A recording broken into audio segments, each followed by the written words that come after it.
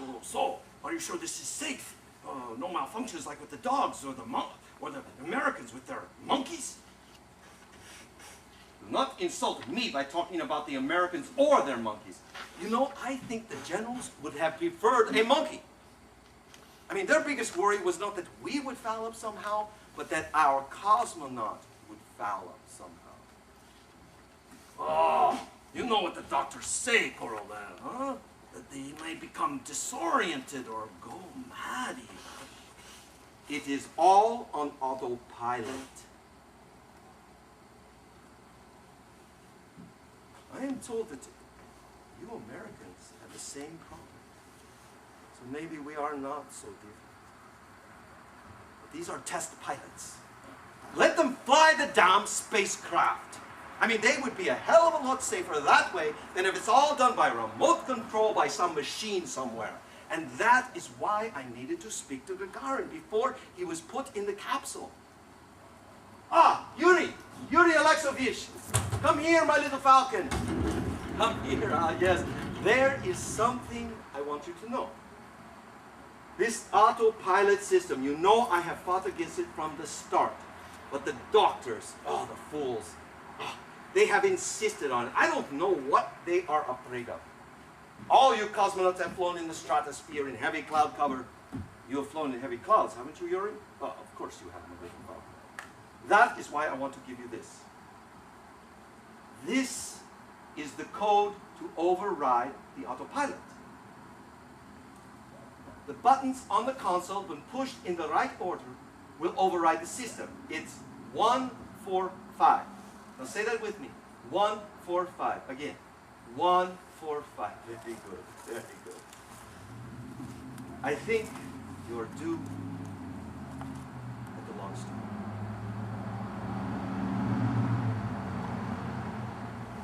And Yuri, good luck.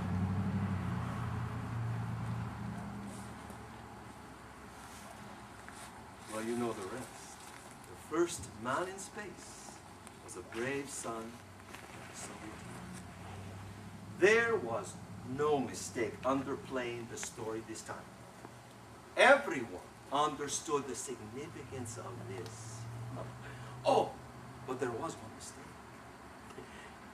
In the TASS agency reporting of the landing of Yuri Gagarin, it is said that Yuri Gagarin was singing patriotic hymns to the motherland when he landed his spacecraft. Do you want to know what I think he was singing? You know, we had the headset so we could hear. Ah! I did it! Hot damn! Whoa! Whoa! Oh, yes. That was what we heard. And after that, well, that is when all the trouble with Khrushchev began. I should have seen it coming. Back to Moscow, another briefing, another bear hug. So, Colonel, tell me, what do you have for us next? Well, I had it all planned out. I had drawn it up for years. It all fit together in a logical sequence. More flights, sir, longer duration flights. We need to build a baseline for what effect weightlessness has on the human body. We need to develop rendezvous techniques. And we need to work outside of the spacecraft while in orbit. Khrushchev was not interested. Too incremental. But progress is made by increments, sir. Khrushchev was not impressed. Oh, what I mean is too boring. You make it sound like one of those subjects like science or engineering or other boring subjects like that. Care for some vodka. Right, so I pressed ahead with what was really important. And we need to develop a bigger booster for going to the moon. Khrushchev was having none of that. The moon! You need to think about right here on Earth, Corlett. What would be most likely to impress the world? To confound the Americans. That's what we need. Otherwise, people will lose interest. Oh, I do not think people will lose interest. We are going to the moon, sir. Oh, perhaps I should rephrase that, Coral. I will lose interest.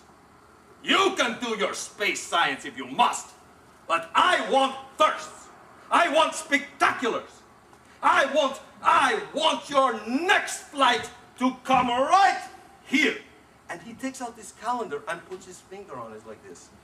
August 6th, that would be good. I have a little project in mind scheduled then in Berlin. Your flight would be a nice distraction. So, distractions is what we gave you. Right when we launched Titov, Khrushchev built his wall in Berlin. I go back to Khrushchev. We really need to get started on our next generation of boosters, our N1. The Americans are still fumbling along on the launch pad, but they are already thinking about their whole Apollo program with its Saturn V rocket. We need to get moving on the N1. Khrushchev didn't want to hear any of that. He was bored by details like that. The moon! I know what you need. I know what you need. We need the funding for the N1.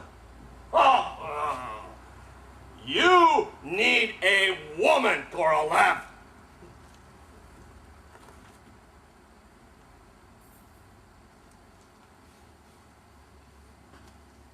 Well, who was I to dispute that?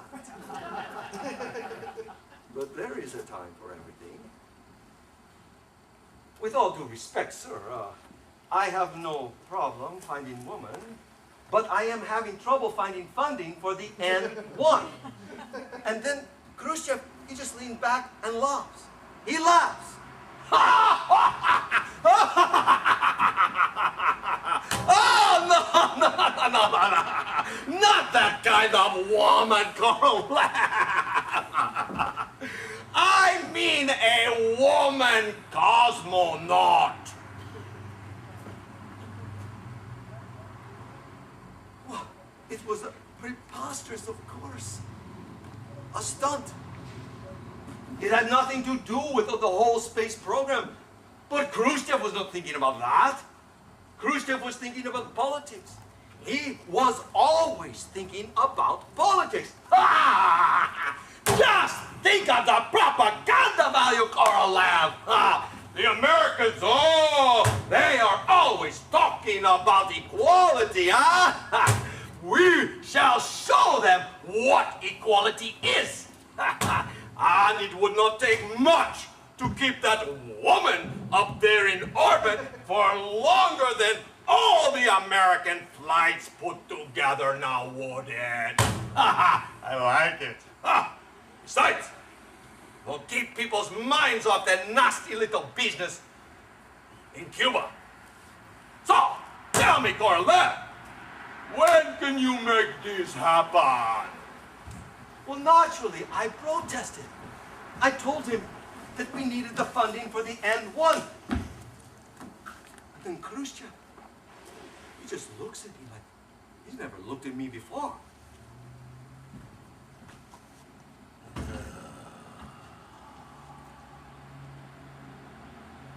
What do the Americans say, Korolev? Huh? Something like, no Buck Rogers, no bucks.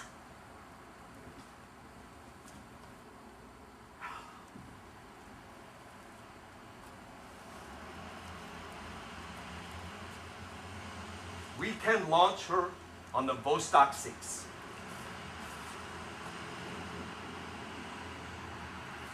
And we did. Valentina Tereshkova. The whole thing was a nightmare. I felt the same way about that flight as our generals feel feel about the whole space program.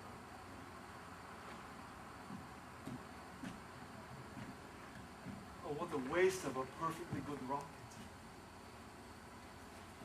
She was sick most of the time. We did not read about it. But she was a good party member. She gave the people in Moscow someone to trot around the world and show off at all the diplomatic parties.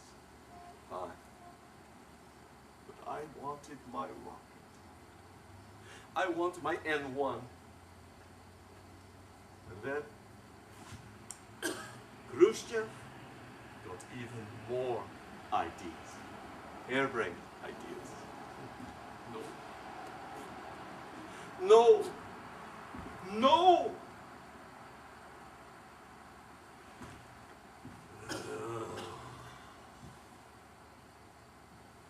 What do you mean by no?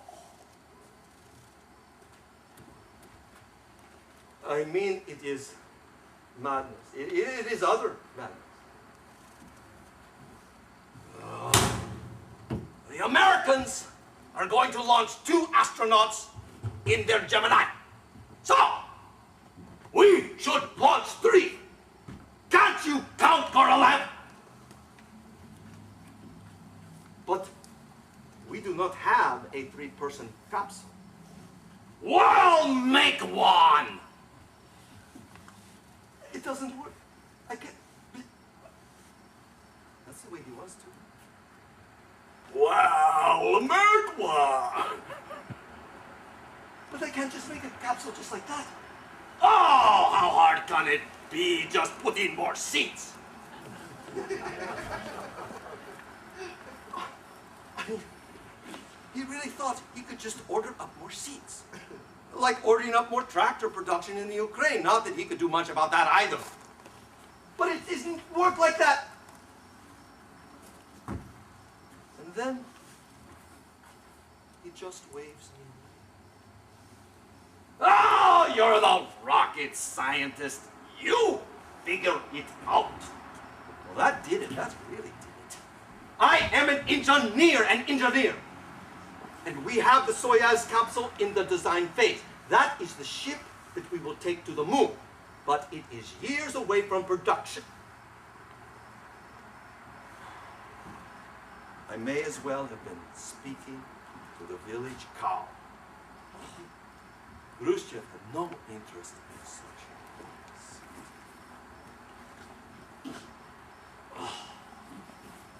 The moon. The moon. You need to think about what is going on right here. You don't want the Americans to catch up now, do you? And then I tried to explain to him, but it doesn't matter how many people they put in their capsules. That is irrelevant. What matters is the size of the rocket. The Americans are already working on their Saturn V. We need to move forward with our N1. That is how we will stay ahead with the N1. That is how we must have it, the N1. And then Khrushchev, he just stares at me with this blank stare. We have already approved the N1, so what's the problem? Approved it, yes, but fully funded it, no. This is a rocket that will have 30 engines in the first stage alone, 30.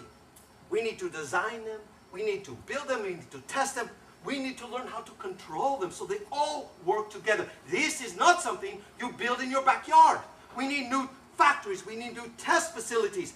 The Americans have their entire aerospace community working together on their Saturn V. Their whole military-industrial complex. And what do we have? Khrushchev, he did not like the tone of that question. Are you questioning Soviet technology, Korolev? Well, I did not like the tone of that question either. I am questioning Soviet commitment just because we were first yesterday. and are first today does not mean that we will be first tomorrow. We need the N1 to stay ahead. We need the N1 if we're going to go to the moon. And then Khrushchev, he just glares at me. You know what your problem is, Korolev? You get an idea stuck in your head and you can't shake it. Besides, my generals, they tell me that this N1 has very limited military uses. They advise against it. Well, then I just exploded. Your generals have their heads up their ass! And that got him laughing. But it was true. If we had listened to them, we would have never gone into space in first place. Then there would have been no space spectaculars, none, yet. That softened him a bit. All right, all right! I'll make you a deal, Korolev.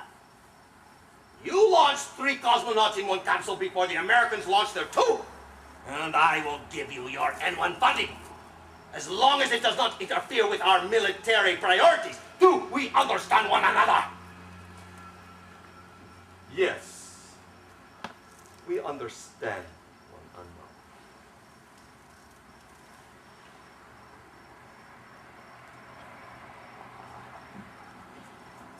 It was even a bigger nightmare than the whole woman cosmonaut nonsense.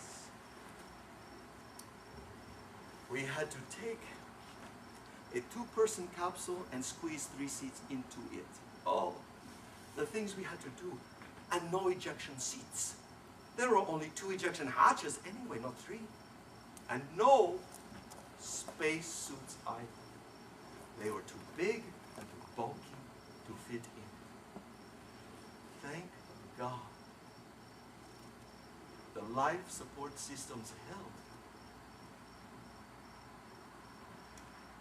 You know, it is an amazing thing. We have men willing to die to become cosmonauts.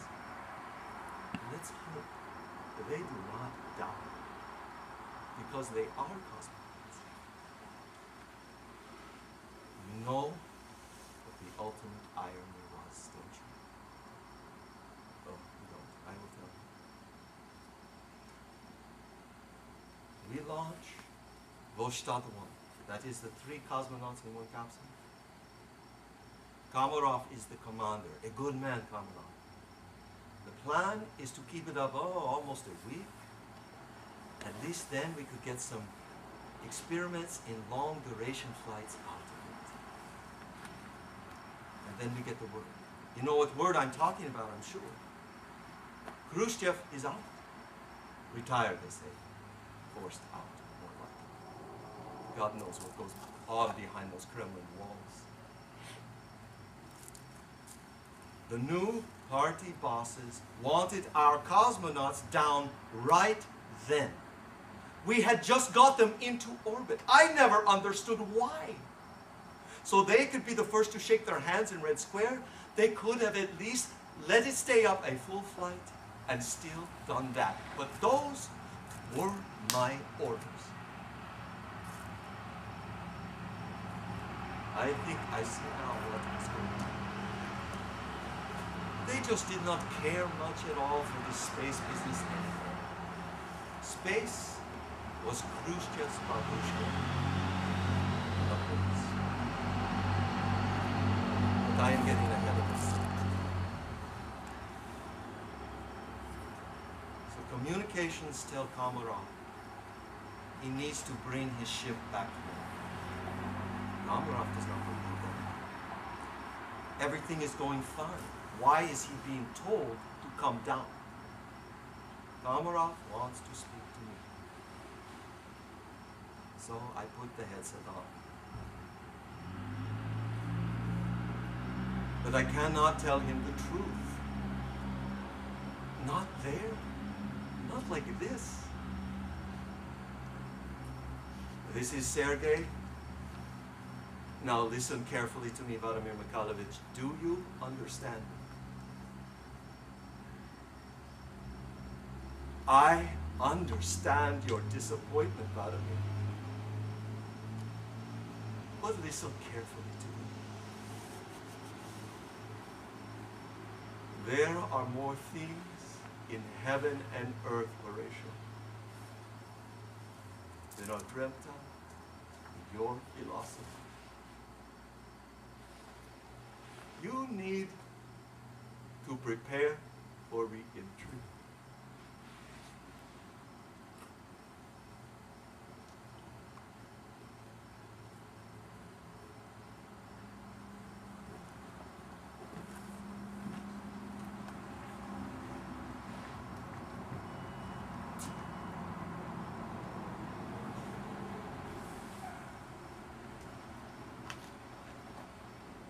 Your Kennedy is dead. Our Khrushchev retired. His name was never spoken. It was like he was airbrushed out of history. Sure, he was a pain in the posterior.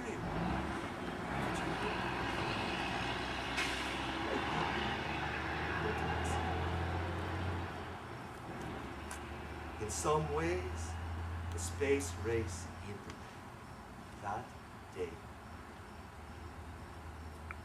Oh, sure, we kept sending men up into space, but Brezhnev, he never calls me to demand a specific flight on a specific day. But to think of it, Brezhnev has never called at all.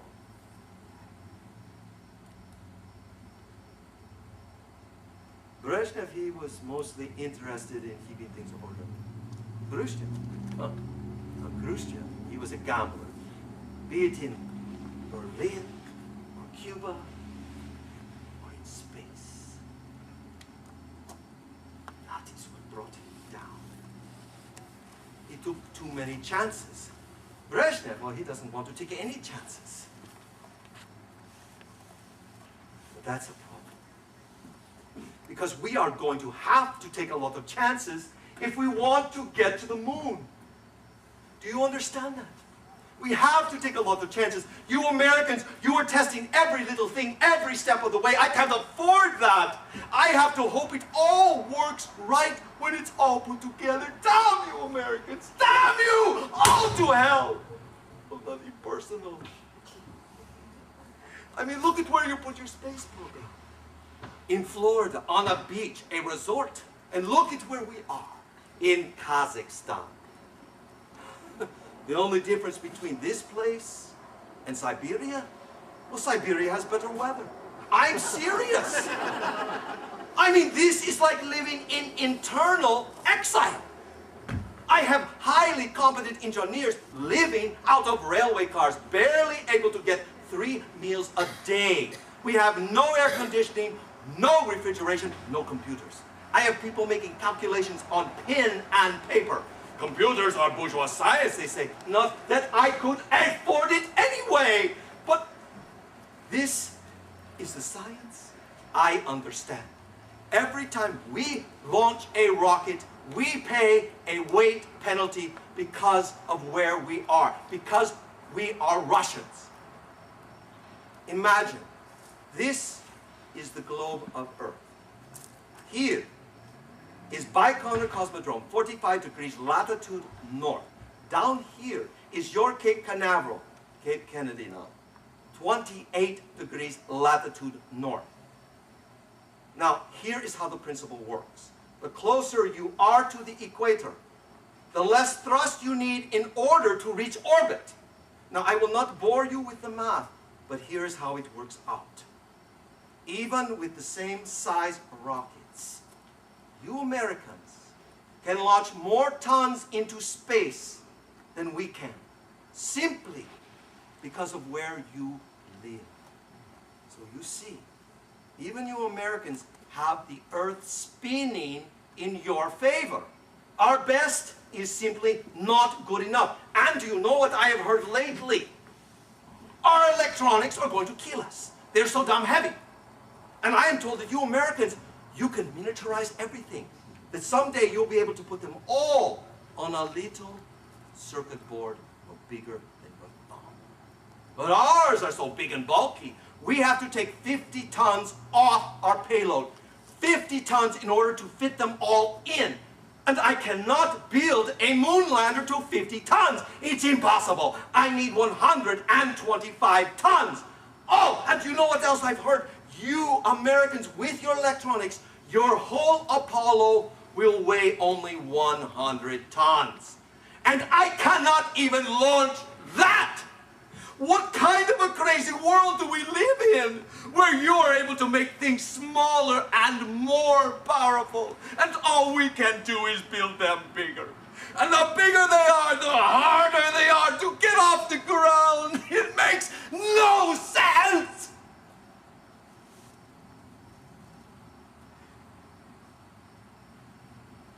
It makes no sense.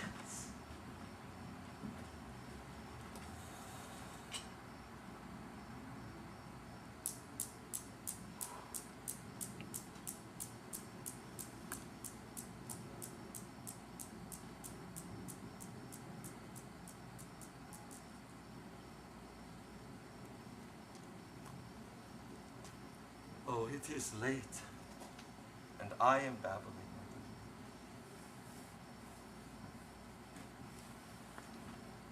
Perhaps